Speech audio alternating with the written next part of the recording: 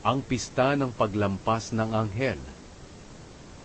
16 na kabanata.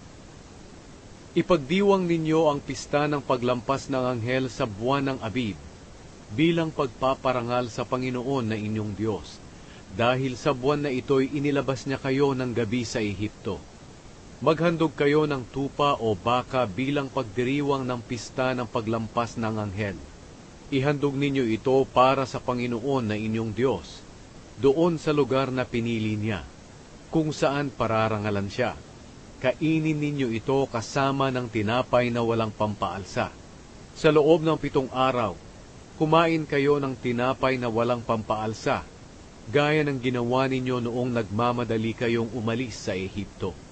Kainin ninyo ang tinapay na ito, ang simbolo ng inyong pagtitiis, para maalala ninyo sa buong buhay ninyo ang panahon na lumabas kayo sa Ehipto. Wala dapat makitang pampaalsa sa mga bahay ninyo sa buong bansa sa loob ng 7 araw.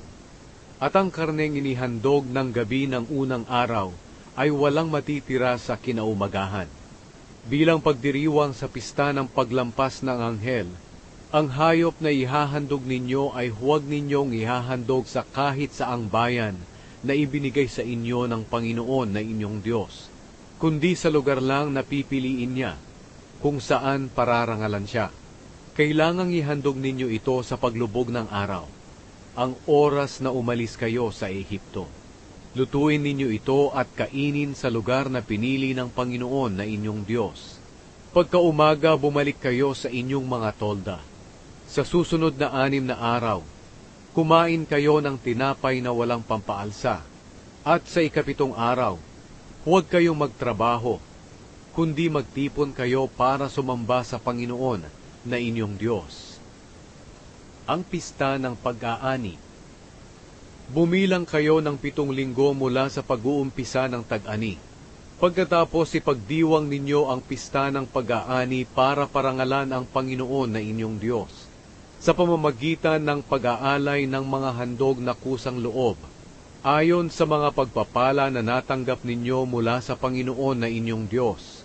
At magsaya kayo sa presensya ng Panginoon na inyong Diyos sa lugar na pipiliin niya, kung saan pararangalan siya. Magdiwang kayo kasama ang inyong mga anak, alipin, at levita na naninirahan sa inyong mga bayan, mga dayuhan, mga ulila, at mga biyudang naninirahan sa inyong mga bayan. Alalahanin ninyo na naging mga alipin muna kayo sa Ehipto, kaya sundin ninyong mabuti ang mga tuntuning ito. Ang pista ng pagtatayo ng mga kubol. Ipagdiwang ninyo ang pista ng pagtatayo ng mga kubol sa loob ng 7 araw, sa katapusan ng tag-ani. Pagkatapos na magiik ninyo ang mga trigo at mapiga ang mga ubas, magsaya kayo sa pagdiriwang ninyo ng pistang ito, kasama ng inyong mga anak, mga alipin, mga levita, mga dayuhan, mga ulila at mga biyudang naninirahan sa bayan ninyo.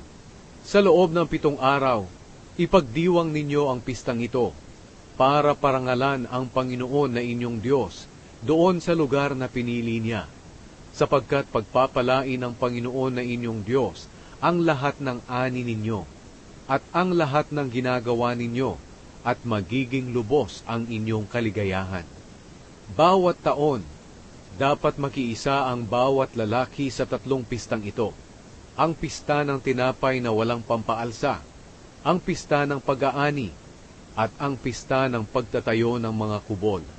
Pupunta ang bawat isa sa kanila sa presensya ng Panginoon na inyong Diyos, sa lugar na pipiliin niya, at nararapat na magdala sila ng handog sa Panginoon, ayon sa pagpapalang ibinigay sa kanila ng Panginoon na inyong Diyos.